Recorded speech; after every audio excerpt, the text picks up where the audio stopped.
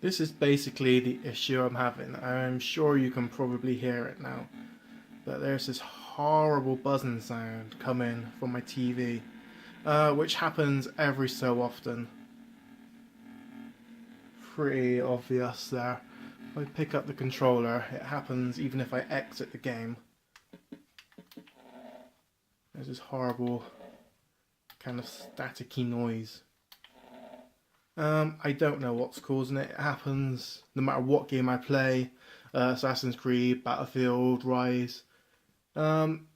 It's not happening all the time, it's every so often. If I turn the console off and restart it, the noise goes away, but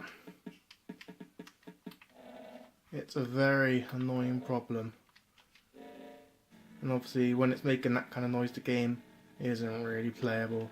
So if you guys know what the problem is, I would appreciate some help. Thanks.